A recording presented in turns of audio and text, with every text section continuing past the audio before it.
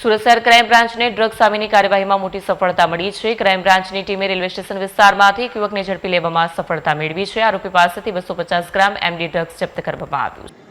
Crime બ્રાન્ચના અધિકારીઓને મળતી માહિતી અનુસાર આરોપીનું નામ નરેન્દ્ર ડારા છે। તેને રેલવે સ્ટેશન વિસ્તારમાંથી શંકાસ્પદ હાલતમાં ઝડપી લેવામાં આવ્યો હતો। તેની પાસેથી 250 ગ્રામ એમડી ડ્રગ્સ મળી આવ્યા બાદ તાત્કાલિક ધરપકડ કરવામાં આવી। પોલીસે આરોપીને કોર્ટમાં હાજર કરીને રિમાન્ડ મેળવ્યો છે। આરોપીને 5 દિવસના પોલીસ રિમાન્ડ પર મોકલવામાં આવ્યો છે। હવે આ ડ્રગ્સનો સપ્લાય ચેઇન ક્યાં સુધી છે અને તેના અન્ય સાથીદારો કોણ છે તે અંગે પોલીસ તપાસ હાથ ધરી છે।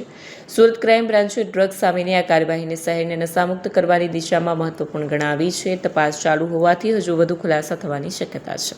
No drugs in Surat city અંતર્ગત સુરત પોલીસ દ્વારા અને સુરત ક્રાઇમ બ્રાન્ચ અને એસઓજી દ્વારા સતત ડ્રગ માફિયા વિરુદ્ધ કાર્યવાહી કરવામાં આવી છે।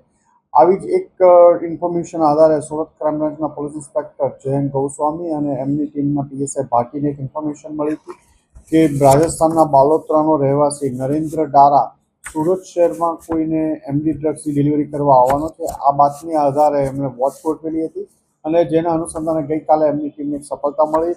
નરેન્દ્ર ડારાને રેલવે સ્ટેશન પાસેથી જે બાતમી આધારે ઓળખી અને અટકાવવામાં આવ્યો હતો। એની પાસેથી 250 ગ્રામથી વધુ સારી ક્વોલિટીનું એમડી ડ્રગ્સ મળી આવ્યું છે, જેની કિંમત અંદાજિત 7.5 લાખ રૂપિયાથી વધુની થાય છે અને એ સુરત શહેરમાં કોઈને ડિલિવર કરવા માટે આવ્યો હતો।